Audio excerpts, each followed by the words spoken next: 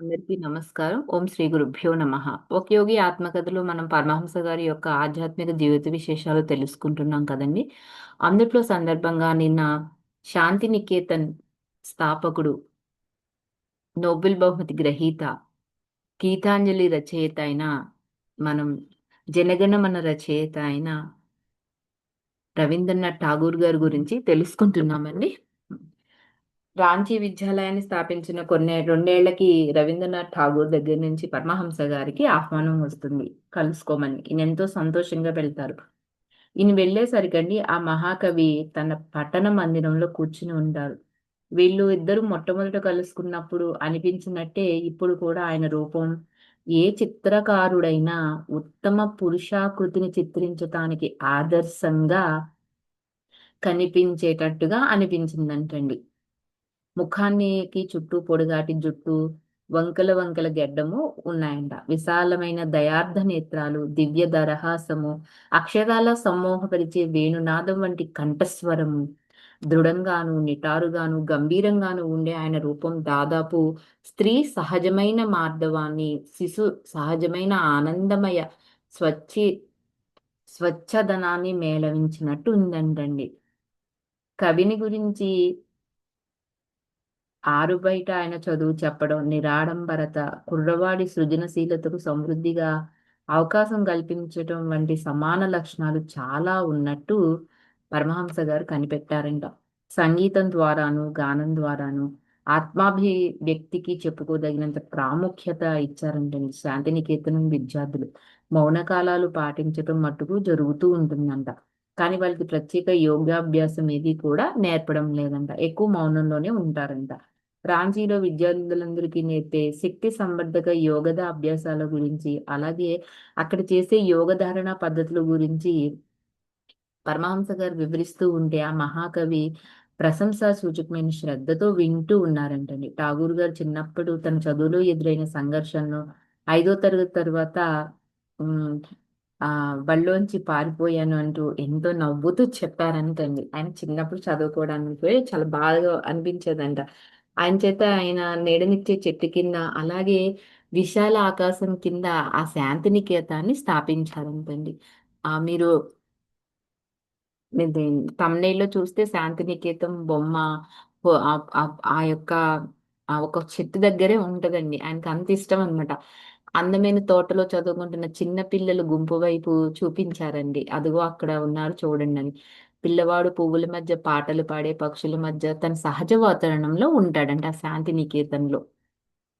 అక్కడే వాడు తన వ్యక్తిగత ప్రతిభ తాలూకు గుప్త సంపదను మరింత సులువుగా కూడా వ్యక్తం చేయవచ్చు. అంతేకాకుండా నిజమైన విద్యా బోధన లోపల ఉన్న అనంత జ్ఞాననిధిని బయటకు తీసుకురావడానికి సాయపడుతుందే కానీ బయట వనరుల నుంచి లోపలికి ఎక్కించి దట్టించడం అనేది అక్కడ జరగదు. అంటే ఇప్పుడు పాఠశాలలాగా పిల్లల్ని బట్టి పట్టడం, టెక్స్ట్ బుక్స్ లో ఉన్నాయే చదవమనడం అలా ఏమీ ఉండదండి. వాళ్ళల్లో ఉన్న ఏదైతే జ్ఞాననిధి ఉందో దాన్ని బయటకు తీసుకురావడానికి సాయపడుతుందంటండి.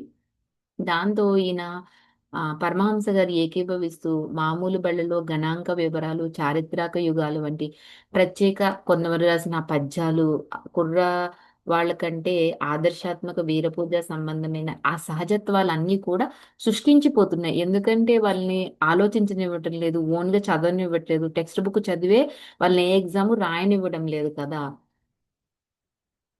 ఆ మహాకవి తమ తండ్రి గారైన దేవేంద్రనాథ్ గారి గురించి ప్రేమ పురస్పరంగా చెప్పారంటండి. ఎందుకంటే శాంతినికేతన్ స్థాపనకి స్ఫూర్తినిచ్చిన వారెవ్వరు అంటే ఠాగూర్ గారి తండ్రి అన్నమాట. వాళ్ళ నాన్నగారు ఎంతో సారవంతమైన ఈ భూమిని ఆయనకి బహూకరించారండి.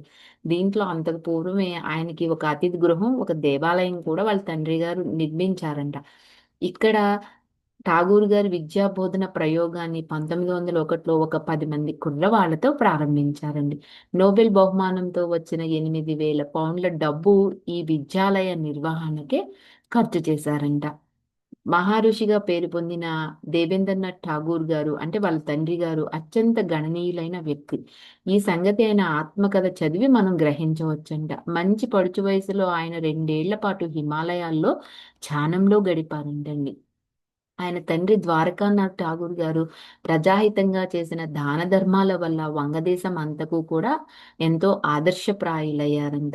అంతటి ఆదర్శ వంశవృక్షము నుండి ఈ మేధావి కుటుంబం ఉద్భవించింది అని చెప్తున్నారు. ఈ రవీంద్రులు ఒక్కరే కాదండి, ఆయన బంధువులందరూ కూడా సృజనాత్మక అభివ్యక్తికి వన్నెకెక్కిన వారంట. ఆయన సోదరులు, వాళ్ళ కుమారులు, గగనేంద్రులు, అవనేంద్రులు వాళ్ళందరూ కూడా భారతదేశపు అగ్రశ్రేణి చిత్రకారులుగా చెప్పుకోదగిన వారంటండి. ఎందుకంటే రవీంద్ర సోదరులు ద్విజేంద్రులు గాఢదష్ట, ఆయన దార్శనికులు, పక్షులు వన్యప్రాణులకు కూడా ఆయన్ని అభిమానించేవంట.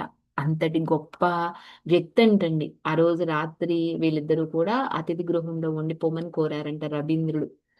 రవీంద్రులు తాము కొత్తగా రచించిన కొన్ని ఉత్కృష్ట కవితలు కొన్ని శ్రావ్యమైన స్వరంతో పాడి వినిపించారండి.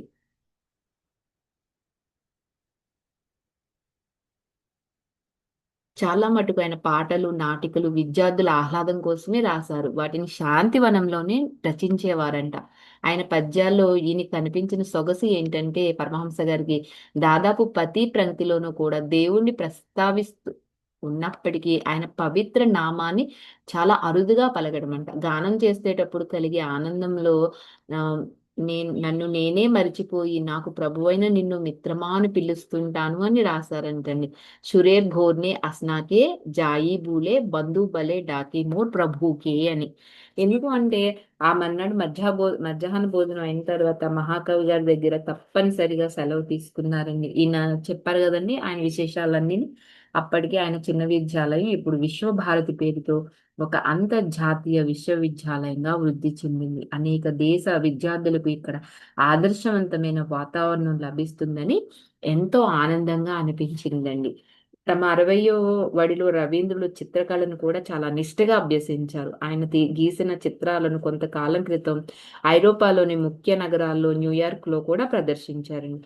ఆత్మీయులైన ఈ మహాకవి 1941లో మరణించినప్పటికీ ఆయన స్థాపించిన విశ్వభారతి సంస్థ ఈనాటికి కూడా వృద్ధి చెందుతుంది. 1950 సంవత్సరం జనవరిలో శాంతినికేతన్ నుంచి 65 మంది అధ్యాపకులు, విద్యార్థులు రాంచీలోని యోగదా సత్సంగ విద్యాలయంలో 10 రోజులు గడిపి వెళ్ళారంటండి అక్కడ అన్ని నేర్చుకోవడానికి. ఆత్మ అనేక సార్లు జన్మించి ఉండటం వల్ల లేక హిందువులు చెప్పినట్లుగా అనేక వేల జన్మల్లో అస్తిత్వ మార్గాన ప్రయాణం చేసి అది తెలుసుకోని విషయం లేదంటండి. అంచేత తనకు ముందే తెలిసిన ఆ సంగతులకు అది స్మరణకు తెచ్చుకోవడంలో అసలు ఆశ్చర్యమే లేదని చెప్తున్నారు. తనకు అన్ని సంగతులు ముందే తెలుసుంటండి. విచారణ గ్రహింపు నిజానికి జ్ఞప్తికి తెచ్చుకోవడం తప్ప వేరేమీ కాదని ఎమర్సన్ రిప్రజెంటేటివ్ మెన్ అనే బుక్కులో మన రవీంద్రనాథ్ ఠాగూర్ గారు రాశారండి. గీతాంజలి ప్రఖ్యాత పండితులు కదండి. ఎక్కడ నిర్భయంగా ఉంటుందో మనసు, ఎక్కడ ఎత్తున పిలుస్తుందో నిలుస్తుందో శిరస్సు, ఎక్కడ స్వేచ్ఛ అనుభవిస్తుందో జ్ఞానం, ఇరుకిరుకు గదులు పెట్టి మాదిరి అడ్డుగోడలతో ఎక్కడ మొక్కల కాక ఉంటుందో ప్రపంచం, మాటల సత్యగర్భంలోంచి వెలువడేది ఎక్కడో, అలుపెరగని పరిశ్రమ పరిపూర్ణత వైపు చేతులు చాపేది ఎక్కడో, వివేక నిర్మల స్రవంతి తుచ్చ ఆచారాల నిస్సార మరుభూమిలో ఇంకిపోకుండా ఉండేది ఎక్కడో, ఎప్పటికీ విస్తరిస్తూనే ఉండే ఆలోచనగా, చర్యగా మనస్సును నువ్వెక్కడ నడిపిస్తూ ఉంటావో ఆ స్వాతంత్ర్య స్వర్గసీమలో తండ్రి మేల్కొనలా చెయ్యి నా దేశాన్ని అని రవీంద్రనాథ్ ఠాగూర్ గారు ఈ గీతాన్ని రచించారండి. మరి ఆయనకి అందరం కూడా శిరస్సు వంచి ఆత్మ ప్రణామాలు తెలుసుకుందామండి. మరి రేపు ఇంకొక అధ్యాయం 30 అధ్యాయాలు పూర్తయినాయండి. 30వ అధ్యాయం అలౌకిక ఘటనల గురించి చెప్తారు. అవేంటో తెలుసుకుందామండి. Thank you for watching.